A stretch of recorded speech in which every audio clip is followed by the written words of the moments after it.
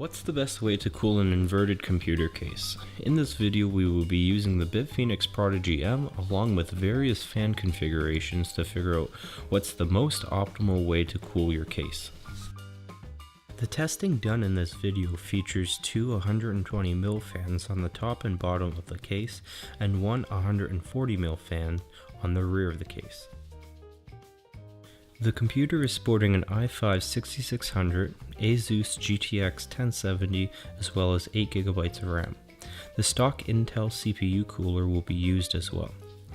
The upper case fans will be powered by the onboard GPU fan headers, and the remaining fans will be powered by the motherboard.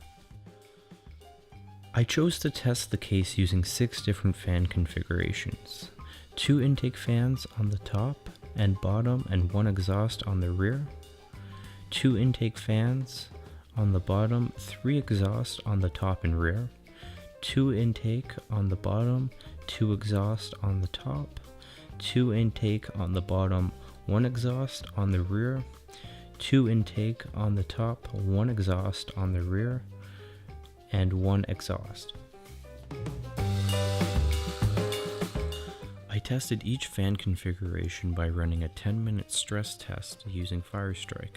Then using HW info, I collected the max and average temperatures of the CPU, GPU, and motherboard.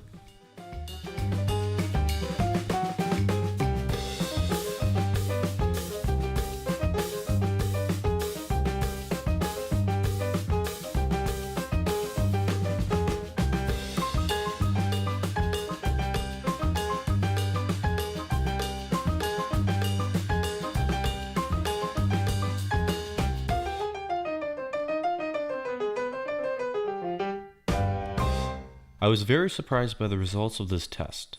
The fan configuration that I thought would be most optimal was the 4 intake and 1 rear exhaust. But to my surprise, it measured to have the highest CPU temperatures out of all 6 configurations. Also, the 2 upper fan exhausts have the highest GPU temperatures compared to the 6 setups, so these 3 can be scratched from the list. So comparing the last 3 fan configurations we can see that the recorded temperatures are very similar to one another. But what surprises me the most is how efficient the single rear exhaust actually is. So the most optimal fan configuration that I tested was the 2 upper intake and rear exhaust. Everything else is comparable except for the motherboard temperature. On average, the temperature was 37 degrees compared to 40 degrees on the 2 remaining fan configurations. But I am still very impressed by the efficiency of the single 140mm fan cooling the case on the exhaust.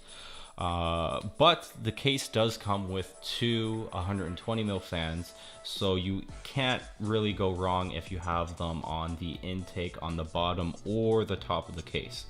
Now, I also want to note that the GPU that I used, the GTX 1070, was a fairly cool card, only running at around 63 degrees on load, like playing video games. Now, if you have a hotter card, I would argue that having the 2 120mm fans on the intake on the top of the case would benefit your GPU significantly more than having it on the bottom of the case.